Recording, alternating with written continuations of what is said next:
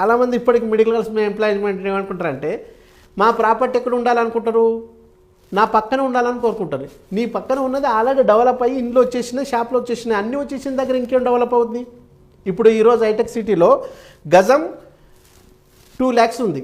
ఈ 2 lakhs దగ్గర నువ్వు పెట్టి ఏదన్నా ఇన్వెస్ట్మెంట్ చేసినా అది 4 lakhs కావడానికి ఎంత టైం పడుతుంది? దాదాపు 4 lakhs కావడానికి స్కోపే లేదు.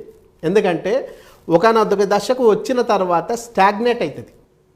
అదే తెలివిగల వాళ్ళు ఏం చేస్తారు, ఏమి డెవలప్ లేని చోట, బాగా డెవలప్ అయ్యేదానికి అవకాశం ఉన్న చోట గుర్తించి తీసుకుంటారు. కాబట్టి తక్కువ పెట్టుబడి పెట్టి ఎక్కువ లాభాలు ఆర్జించి వాళ్ళు కోటీశ్వరులు అవుతారు. కానీ మిడిల్ క్లాస్ వాళ్ళు ఏం చేస్తారు, వాళ్ళకి దీని మీద సంపూర్ణమైన అవగాహన లేకపోవడం వల్ల వాళ్ళ చుట్టుపక్కల తీసుకోవాలనుకుంటారు. వాళ్ళ చుట్టుపక్కల తీసుకుంటే డెవలప్మెంట్ కాదు, అది ఇల్లు కట్టుకోవడానికి పనికొస్తుంది తప్ప ఇన్వెస్ట్మెంట్కి ఎలా పనికొస్తుంది? వారసత్వంగా కోటీశ్వరులైన వారు కాకుండా నిరంతరం కష్టపడి కోటీశ్వరులైన వారంతా చెప్పేది ఒక్కటే, రోజుకి 16 నుంచి 18 గంటలు కష్టపడి సంపాదించిన దానికంటే కొంచెం దూరంలోనైనా అప్పుడొకటి కొన్న ప్లాట్స్ మీద వచ్చిన రిటర్న్స్ ద్వారానే ఎక్కువ సంపాదించామని. మనం నిద్రపోతున్నప్పుడు కూడా సంపాదించగలిగే మార్గం ఏదైనా ఉంది అంటే అది ప్లాట్స్ మీద ఇన్వెస్ట్మెంట్ చేయటమే.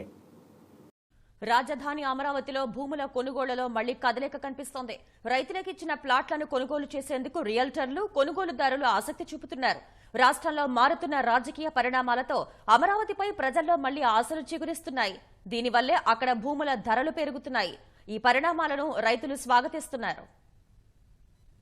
అమరావతిలో కొద్ది రోజులుగా ప్లాట్ల ధరల్లో కదలిక వచ్చింది. క్రమంగా ధరలు పెరుగుతున్నాయి. ప్లాట్ల కొనుగోలుకు కొత్త వ్యక్తులు వచ్చి రేట్లను ఆరా తీస్తున్నారు. ఈ పరిణామం రైతులకు ఊరటనిస్తోంది. పాలకులు ఎన్ని ఆటంకాలు సృష్టించినా రాష్ట్రానికి అమరావతి రాజధానిగా ఉంటుందన్న భరోసా రావడంతోనే ధరలు పెరుగుతున్నాయని రైతులు చెబుతున్నారు. వైకాపా సర్కార్ పట్ల ప్రజల్లో ఉన్న భ్రమలు తొలగిపోతున్నాయన్న స్థానికులు, రైతులు రాష్ట్రంలో తెదేపా, జనసేన ప్రభుత్వం వస్తుందన్న ధీమాతోనే కొనుగోలుదారులు రాజధాని బాట పట్టారని చెబుతున్నారు.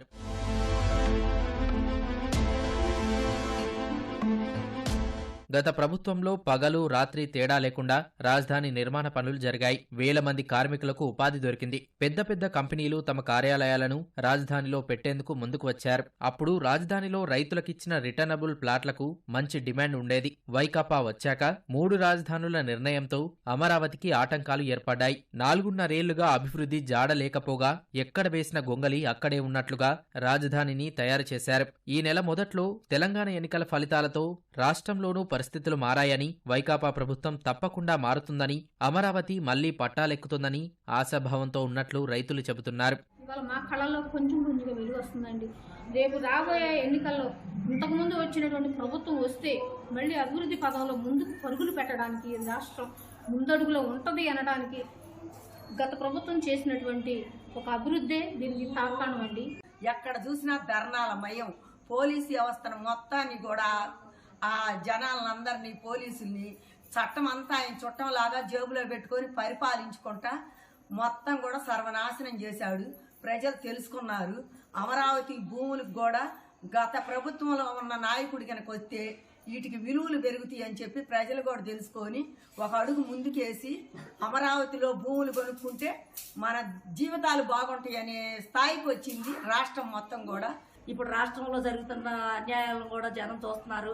అందుకని గత ప్రభుత్వమే వచ్చి మళ్ళీ అమరావతిని అభివృద్ధి చేసిందని ప్రజలందరూ తెలుసుకుంటున్నారు. అందువల్ల ఇక్కడ కొంచెం ఇప్పుడే ఇన్ని రోజుల నుంచి ఎక్కడ పని అక్కడ ఆగిపోయింది. ఎక్కడేసిన బొంగలల్లా అక్కడల్లా ఉన్నదల్లా ఈ భూముల్లో కొంచెం కదలికలు వచ్చినాయి. ఇప్పుడు దైవ సంకల్పమో ప్రజల సంకల్పమో కానీ భూముల రేట్లు ఇప్పుడిప్పుడే అంత ముందు పార్టీ వస్తుందని అందరు ఆలోచన వచ్చి ఇప్పుడు ఇక్కడ భూములు కొనడానికి బయట నుంచి వస్తున్నారు. ఇప్పుడు వచ్చే ఎలక్షన్స్ లో ఏ ప్రభుత్వం వస్తుందో జనాలకు ఆటోమేటిక్ గా తెలుస్తుంది. సో దాని ద్వారా ఇక్కడ అనేది కొంచెం రేట్లు అనేది పెరుగుతున్నాయి. మెయిన్ ఇక్కడే శాశ్వత రాజధాని కావాలి. 3 నెలల కిందటి వరకు రాజధాని గ్రామాల్లో ప్లాట్లు కొనుగోలుకు పెద్దగా ఎవరూ ఆసక్తి చూపేవారు కాదన్న రైతులు అడపాదడపా ఒకరిద్దరు వచ్చి వెళ్లేవారని అంటున్నారు. ప్రస్తుతం రాజధాని గ్రామాలకు నిత్యం 10ల సంఖ్యలో వచ్చి ధరలు ఆరా తీసి వెళ్తున్నారని, రైతులకు ఇచ్చిన నివాస ప్లాట్ల ధరలు గతంలో కన్నా గజానికి 5,000 వరకు పెరిగాయని, వాణిజ్య ప్లాట్ల ధరలు గజానికి 10,000 వరకు అధికమయ్యాయని తెలిపారు. జాతీయ రహదారి పక్కన ఉన్న స్థలాల రేట్లు భారీగానే పలుకుతున్నాయని, చంద్రబాబు సీఎం అవుతారనే నమ్మకమే ప్రస్తుత పరిణామాలకు కారణమని రైతులు చెబుతున్నారు.